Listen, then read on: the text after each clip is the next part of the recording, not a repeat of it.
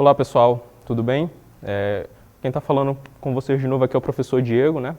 Professor de Ciências da Rede Municipal de Paço do Lumiar. E dando seguimento ao que a gente conversou na aula passada a respeito de doenças, surtos de doenças, epidemias e pandemias, hoje a gente vai falar um pouquinho sobre vírus e células, tá? A gente vai tentar fazer aí um apanhado, tá? Sobre o que são os vírus, as estruturas de uma célula, o porquê dos vírus não serem considerados seres vivos, tá? E como o vírus SARS-CoV-2, o coronavírus, tá? Causa a Covid-19 infectando, né, as células humanas. Tá? Então, os vírus, eles são agentes infecciosos, ou seja, eles causam infecções ou doenças. Tá? Então, os vírus, eles estão intimamente ligados, tá? Eles estão muito próximos às células que eles têm que invadir. Tá? Então, geralmente, os vírus, eles são bem específicos, eles vão sempre em um tipo específico de célula. Por exemplo, o vírus da AIDS, tá? Da imunodeficiência adquirida, o HIV, como a gente conhece popularmente, ele tem uma afinidade muito grande por células do sistema imune, do sistema imunitário, daquele sistema que é responsável por proteger o nosso corpo de outras doenças.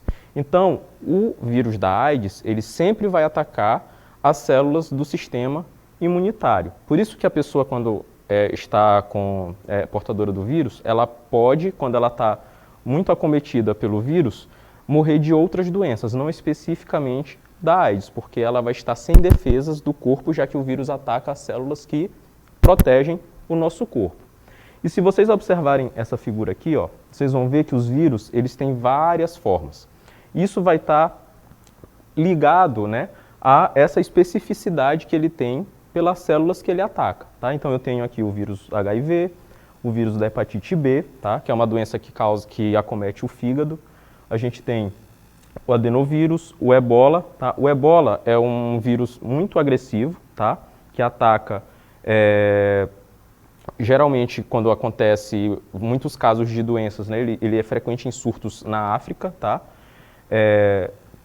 Na região central da África, tá? Em países como Congo, países que tem muita floresta tropical, o influenza, que é um tipo de vírus da gripe, e o bacteriófago, tá? Que é um vírus que ataca bactérias, tá? Por isso que ele tem esse nome, bactério, de bactéria, e fago, que significa comer, tá? Então, o nome dele é literalmente um come-bactérias, tá? É um vírus que ataca só bactérias. E esses vírus, eles parasitam outras células para conseguir se multiplicarem, tá? A gente não diz reproduzir porque a gente não considera os vírus um ser vivo. Então, a gente diz que ele se replica, tá? Então, ele faz várias cópias dele mesmo dentro da célula e no final desse processo de multiplicação, de replicação, ele termina destruindo a célula, tá? Então, ele invade a célula, ele faz várias cópias dela, né? Como se imagina uma máquina de Xerox. Você pega lá a primeira folha, coloca na máquina de Xerox, aperta o botão, ela vai fazendo várias cópias iguaizinhas à primeira, o original que você colocou lá em cima. Só que imagine que no final dessa Xerox, né, desse processo de fazer várias cópias, você quebra a máquina e ela não funciona mais. Então, é isso que acontece com o vírus. Ele entra na célula, ele se multiplica, né, usando a estrutura interna da célula e aí, depois de produzir várias cópias, ele destrói a célula e parte para infectar outras células, tá? Então, a gente considera o vírus um ser vivo, um ser não vivo com uma estrutura simples. Não simples no sentido de que é menos complexo do que as células, por exemplo, mas simples no sentido de que ele tem poucos elementos, tá, que formam ele. Então, a gente já sabe, né, já falei aqui que o vírus ele não é formado por células, tá? Esse é um dos motivos dele não ser considerado um ser vivo. E, além disso, os seus corpos eles vão ser formados por material genético, tá?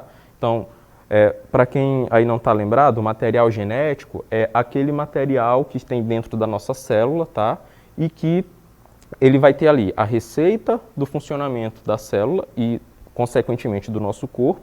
E ele também vai ser o local de informação para você fazer um novo ser vivo. Então, Quando a gente diz que vai fazer um teste de DNA, a gente está comparando o material genético da gente com o da pessoa que a gente quer saber se é pai ou mãe, e aí se ele for 50% igual, tá? No caso dos seres humanos, por exemplo, que são seres que precisam de um organismo do sexo masculino e um organismo do sexo feminino para fazer a reprodução, se metade ali dele tiver igual, a gente diz que tem ali a relação, né, de parentesco, de pai e mãe para filho, tá? Então, o material genético dos vírus, ele pode ser de dois tipos. Ele pode ser DNA ou RNA, tá? Só que nunca vai ser os dois ao mesmo tempo. Então, eu vou ter vírus que vai ter só DNA como material genético e vírus que vai ter só RNA como material genético. No caso dos seres que são seres vivos, a gente vai ter sempre o DNA como material genético, tá? Então, tanto bactérias, quanto fungos, quanto plantas, quanto animais, tá? Eles vão ter DNA, tá? Como material genético. Os vírus, eles podem ter os dois, DNA ou RNA, tá? Mas nunca os dois ao mesmo tempo. Então, você não vai ter um vírus que vai ter DNA e RNA como material genético. Sempre ou DNA ou RNA, tá? Então, ele vai ter material genético, tá? Que nessa figura está sendo esquematizado por essa espiral vermelha aqui, certo? Então, material genético que pode ser DNA ou RNA. E ele vai ter uma caixinha formada por várias proteínas, que é essa estrutura verde aqui em volta. Então, cada bolinha dessa aqui é uma proteína que vai estar ligada a outras proteínas iguais a ela, tá? Em vírus mais simples, em outros vírus a gente pode ter proteínas diferentes, formando uma caixinha que vai proteger esse material genético, que vai ser chamado de capsídio, tá? Então, capsídio vai ser uma caixinha de proteínas que vai proteger o material genético do vírus, tá? Então, eu tenho aqui uma estrutura, uma representação do vírus, mostrando o capsídio, que é a caixinha, que vai proteger o material genético que está dentro dela, tá? Que pode ser DNA ou RNA. E aí nessa figura aqui, ó, eu tenho um exemplo de vírus não envelopado, tá? Já já vou dizer para vocês a diferença entre um vírus não envelopado e de um vírus envelopado. Do HPV, que é o vírus do papilomavírus humano, tá? O HPV é uma doença sexualmente transmissível que pode causar verrugas pelo corpo, tá? Causada por um vírus, e eu tenho aqui a foto no microscópio eletrônico. Lembra que eu falei lá na aula passada que a gente tem um microscópio óptico e um microscópio eletrônico, e a gente só consegue ver os vírus no microscópio eletrônico porque eles são muito pequenos, tá? Então, eu tenho aqui uma foto do vírus no microscópio eletrônico. E aqui eu tenho o esquema dele, tá? Mostrando como ele seria se a gente conseguisse ver ele mais ou menos ao vivo, tá? Então, gente, os vírus, tá? Eles podem ser de dois tipos, envelopados e não envelopados. Aqui no slide anterior eu falei, tá, que o vírus ele é formado por material genético e capsídio, tá, que é a caixinha de proteínas. Mas alguns vírus eles vão ter mais um envoltório, mais uma estrutura que vai proteger o capsídio e o material genético, que a gente vai chamar essa estrutura aqui, ó, de envelope, tá?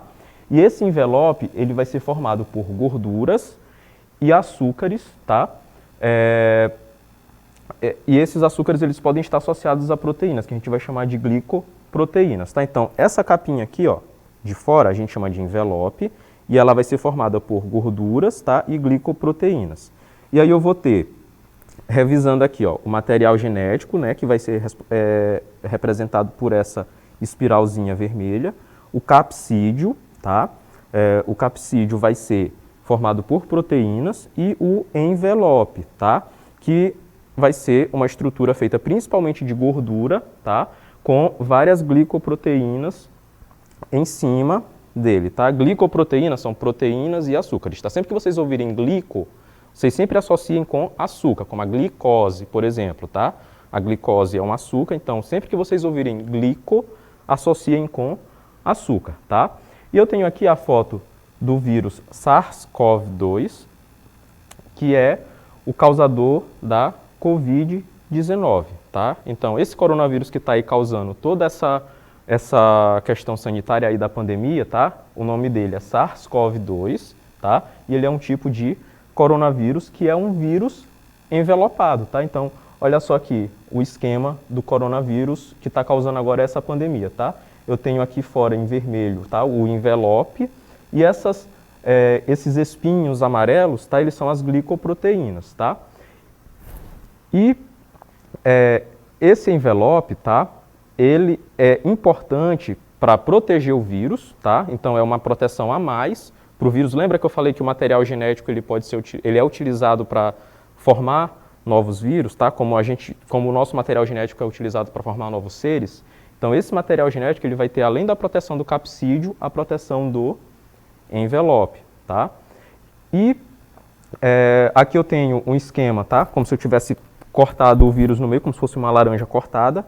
Eu vou ter o envelope e aqui eu vou ter o capsídeo e dentro desse capsídeo eu vou ter o material genético, tá? Então, o vírus da Covid-19, ele vai ter o material genético, que no caso específico da Covid-19 vai ser RNA, tá? Então, RNA. O capsídeo com proteínas e o envelope com gorduras mais glicoproteínas, certo? Então, esse vírus que está agora causando essa pandemia, ele é um vírus envelopado, tá? E como a gente falou no comecinho da aula, os vírus eles são parasitas intracelulares obrigatórios. Se você abrir aí qualquer livro de ciências que esteja falando de vírus, muito provavelmente ele vai começar o capítulo ou o texto com essa expressão, parasita intracelular obrigatório, tá? Então, se a gente for destrinchar essa expressãozinha aqui, se a gente for analisar essa expressão, a gente vai ver que isso vai significar o quê? Que o vírus é um parasita, ou seja, ele vai ter sempre que invadir uma outra célula para conseguir se reproduzir, tá? Então, se ele vai ter que invadir e entrar na célula, ele vai estar sendo um parasita intracelular. Intracelular significa que ele está entrando na célula, tá? Intra, dentro, celular, tá? Referente à célula. E ele vai ser um parasita intracelular obrigatório. Por quê? Ele vai precisar obrigatoriamente entrar na célula para conseguir se replicar, tá? Lembra que a gente não fala reproduzir, porque não é um ser vivo, tá? A gente usa o termo replicar ou multiplicar. E aí no final do processo de replicação, tá? Então quando ele faz todas as cópias lá que dá para ele fazer, geralmente a célula é destruída, certo? Então por isso que a gente diz que é um parasita intracelular obrigatório, porque ele precisa entrar na célula para conseguir se replicar e aí ele termina destruindo essa célula e aí ele vai para o ambiente para conseguir tentar parasitar outras células, tá? E aí eu tenho aqui, ó, a sequência, tá, de um bacteriófago atacando uma bactéria. Então, como é que ele faz isso? Ele vai chegar na superfície da bactéria e aí ele vai injetar o material genético dele, ó, essa espiralzinha vermelha aqui significa o material genético entrando na bactéria, e aí ele vai, olha só, produzir várias cópias dele, tá? Várias pecinhas aqui, ó, as pecinhas que vão formar os futuros vírus, e aí essas pecinhas elas vão se organizar num vírus como um todo, e aí a bactéria ela vai ser destruída quando os vírus estiverem prontos para sair. Então olha aqui, ó, a bactéria ela vai ser destruída, né? Ela é aberta aqui, e vários vírus saem para tentar parasitar outras células, tá? E aí a gente vai falar um pouquinho das células para entender como é que os vírus fazem essa entrada, tá? Para infectar as células, tá?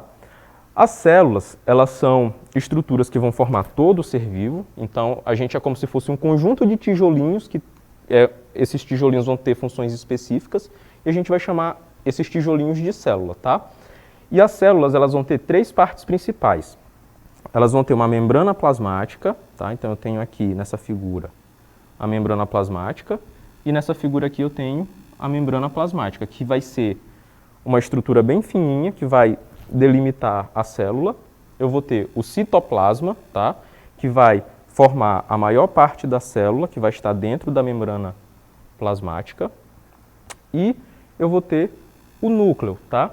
Que nas células procarióticas a gente vai chamar de nucleóide, tá? Então, nas células procarióticas, o núcleo é chamado de nucleóide. A gente vai já entender o porquê. Então, eu tenho aqui o exemplo de duas células, tá?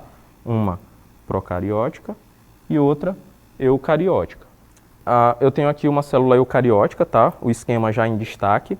E vamos tomar como referência aqui a célula eucariótica, tá? Nessa célula eu vou ter a membrana plasmática, que vai ser essa parte em amarelo aqui bem fininha, tá? E a membrana plasmática, ela vai ser responsável por delimitar, tá, a célula. Então ela vai dar limites a essa célula. Além disso, ela vai funcionar como um porteiro da célula. Então imaginem que ela vai controlar o que entra e o que sai da célula, tá?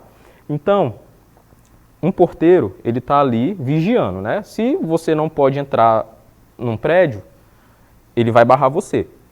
Se você não pode sair do prédio, ele também vai barrar você. Então ele vai estar ali controlando o que entra e o que sai. A mesma coisa a membrana plasmática, ela vai fazer, tá? Então eu vou ter a membrana plasmática como um porteiro da célula, tá? E esse controle que ela exerce, a gente vai chamar de permeabilidade seletiva, tá? Então, a membrana plasmática associem sempre aí a um porteiro, tá? Ela vai sempre controlar entrada e saída, tá? A outra estrutura que a gente tem da célula é o citoplasma, tá? E ele vai ser preenchido por uma substância gelatinosa, tá? Então imagina um líquido gelatinoso, como se vocês estivessem fazendo uma gelatina em casa, né? Se vocês colocarem a gelatina numa tigela, imagina que a tigela, né, as paredes da tigela vão ser a membrana plasmática e a gelatina dentro da tigela vai ser o citoplasma, tá? O citoplasma ele vai ser preenchido por essa gelatinazinha chamada de citosol, tá? Então, o citosol vai ser o que vai formar, né, esse citoplasma e mergulhados no citosol eu vou ter organelas, que são essas estruturazinhas aqui dentro da célula que vão trabalhar para a célula funcionar direitinho, tá? E, além disso, eu vou ter várias substâncias que a célula vai utilizar dentro desse citosol, certo? E, por fim, eu vou ter o núcleo, tá? O núcleo, ele vai ser uma estrutura da célula onde está o seu material genético, tá? Então, o material genético da célula é sempre o DNA, tá? E ele vai estar concentrado na célula eucariótica aqui no núcleo, certo? E toda a informação que a célula vai utilizar para funcionar direitinho vai estar escrita aqui nesse DNA, tá? Que vai estar inserida aqui no núcleo, tá? Então, o núcleo é como se fosse o centro de controle da célula, que vai estar coordenando, organizando todas as funções da célula, tá bom? E agora a gente vai voltar para a questão de antes da explicação da célula. Como é que o vírus entra na célula, tá? A gente viu que a membrana plasmática ela age como um porteiro, tá? Então, impede que qualquer coisa entre na célula se não for reconhecida pela célula, tá? Então, imagina que na membrana plasmática eu vou ter lá vários porteirinhos controlando o que vai entrar e o que vai sair da célula, tá? Só que os vírus, lembra que eu falei que eles são específicos, tá? Eles atacam sempre um tipo de célula geralmente. Esses vírus, eles têm a chave, tá, da célula. Então, eles conseguem usar essa chave para entrar na célula, como se o porteiro entendesse que ele, né, vai usar, ele é um ser que vai poder, uma substância, um ser que vai poder entrar nessa célula. E aí eles conseguem invadir a célula e causar uma infecção. Então a gente vai entender agora como é que isso acontece, tá, de uma forma bem geral, tá? Então a gente tem aqui, ó, eu tenho aqui um vírus, tá? Então, lembrando aqui das partes do vírus, eu vou ter o material genético dentro do capsídeo, certo? E aí, esse capsídeo, ele pode ou não estar envolto, tá? Enrolado em um envelope, tá? Então, nesse vírus aqui, ele é um vírus do tipo envelopado, tá? Eu tenho aqui o envelope formado por gordura e as bolinhas vermelhas aqui, rosadas, elas são, tá, as glicoproteínas. E eu tenho aqui a membrana plasmática e cada estruturazinha dessa aqui, ó, que parece um garfo, né, forqueado, eu vou ter, tá, vai ser um porteirinho da célula. E aí o vírus, ele é específico dessa célula, então ele vai conseguir infectar essa célula. Notem que aqui na segunda figura, ó, ele encostou as glicoproteínas e elas encaixaram certinho aqui nos porteirinhos, tá? nas fechaduras, tá? Então, a chave dele, ó, encaixou certinho nas fechaduras. Nesse momento, a célula diz, ok, pode entrar. Por quê? Porque a chavezinha aqui, né, das glicoproteínas encostaram na fechadura, combinou, ele perdeu o envelope e jogou o capsídeo para dentro da célula. Lembra que o capsídeo vai proteger também o material genético. Então, o capsídeo entra junto com o material genético. E aí depois esse material genético ele é liberado dentro da célula. E aí esse material genético ele é liberado na célula, lá no citoplasma, e aí ele sequestra, tá, as funções da célula. E aí vai obrigar ela a replicar o material genético, a multiplicar esse material genético, fazer vários capsídeos, fazer vários envelopes. E aí no final esse vírus vai ser eliminado da célula e a célula vai ser destruída. Então, notem que o vírus é um ser esperto, né? Ele engana a célula, entra nela, faz ali a sua replicação e depois destrói a célula, tá? Então, o vírus ele não vai ser considerado um ser vivo porque ele não é formado por células, tá? Ele parasita as células, mas ele não é formado por elas, tá? Então, além disso, os vírus eles não vão ter metabolismo, tá? Significa o quê? Ele não vai ter um monte de reação química que o nosso corpo, o corpo dos organismos vivos faz para se manter vivo, tá? Fora das células, tá, que ele parasita, ele é considerado um ser inerte, tá? Significa o quê? Uma coisa inerte é uma coisa que não apresenta atividade.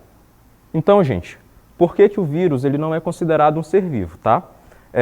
Os vírus eles não são formados por células, tá? Então eu tenho aqui o exemplo, né, de células, tá? Uma célula de bactéria, uma célula de planta e uma célula de animal. E por não serem formados por células, eles não são considerados seres vivos. Além disso, eles não têm metabolismo, ou seja, eles não têm aquelas reações químicas que os seres vivos utilizam para se manterem vivos, tá? Além disso, fora da célula, um vírus ele é considerado um ser inerte. Significa o quê? Que ele não apresenta atividade, tá? Uma coisa inerte é uma coisa que não apresenta atividade nenhuma, que está ali parada. Então, fora de uma célula, o vírus ele não causa mal nenhum. Mas se ele entra numa célula, ele é capaz de se replicar e destruir essa célula, tá? Por isso que quando um vírus é destruído, a gente não diz que ele morre. A gente ou diz que ele é destruído, né, como eu acabei de falar, ou a gente diz que ele decaiu, tá? Porque ele não é um ser vivo. Então, se não é um ser vivo, ele não tem capacidade de morrer, tá bom? E eu tenho aqui, né, mostrando para vocês o SARS-CoV-2, tá? Então, essa aqui é uma foto dele no microscópio eletrônico. Ele é um coronavírus, tá? Os coronavírus, eles têm esse nome justamente porque eles parecem uma coroa quando a gente olha no microscópio eletrônico, tá? Que causa Covid-19, tá? E aqui eu tenho um modelo em 3D, tá? Um modelo que ajuda a gente a fazer pesquisa a respeito dos vírus, mostrando aqui o envelope com as glicoproteínas do vírus, tá? E mostrando aqui mais ou menos como esse vírus se organiza, eu tenho aqui o envelope, ó, essa região aqui com esses espinhos vermelhos, tá? É um envelope com a glicoproteína, que, como eu falei, parece um espinho. Em inglês, essa glicoproteína é chamada de spike, justamente por conta desse formato de espinho, tá? Que o vírus vai utilizar para entrar na célula como aquela chavezinha que encaixa certinho na fechadura da célula, como eu falei para vocês, tá? E o capsídeo aqui dentro, tá? E dentro desse capsídeo eu vou ter o material genético do vírus, tá bom? E lembra que eu falei para vocês que é muito importante a gente lavar as mãos para se prevenir do vírus, tá? Caso o vírus encoste na nossa mão, as células que estão na nossa mão, elas não têm o receptor que o vírus usa para entrar, tá? Mas ele pode ficar na nossa mão e se a gente coloca a nossa mão no rosto, por exemplo, ele pode encontrar células que ele vai utilizar para entrar no nosso corpo, tá? O envelope é feito de gordura. Quando você tem uma panela engordurada, o que você faz para tirar a gordura? Você lava ela com detergente, com sabão, tá?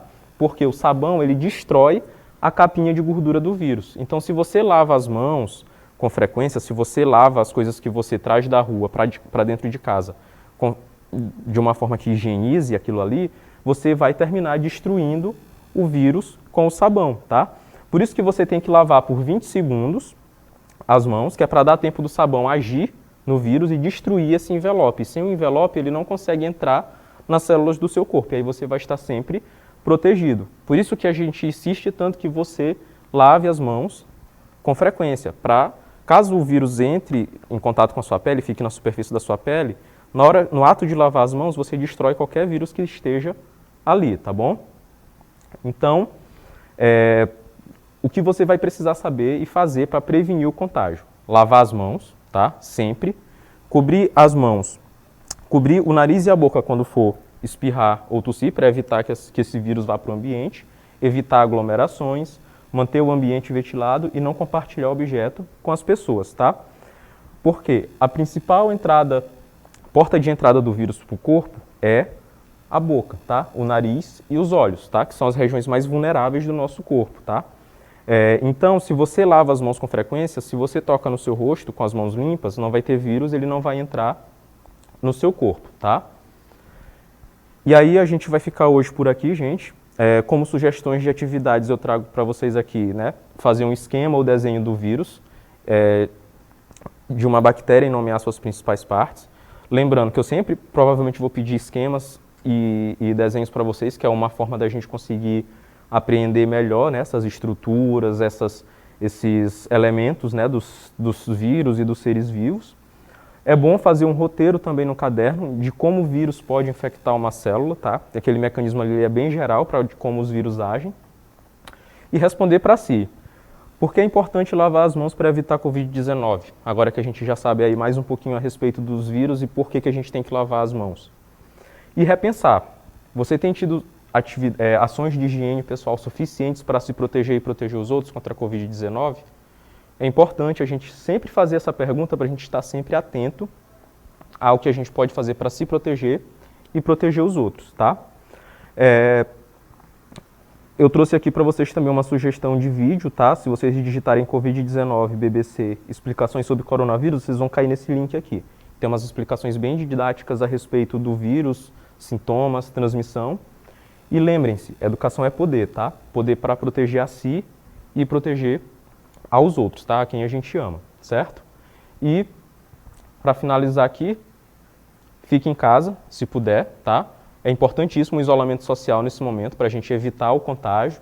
E, por fim, eu tenho aqui as referências, né, das figuras que eu utilizei nessa aula e a literatura consultada para preparar essa aula, tá bom? Então, fiquem bem, fiquem em paz, fiquem com saúde, fiquem em casa, tá? Se puder. Evitem contato social até que a gente passe por essa pandemia, tá?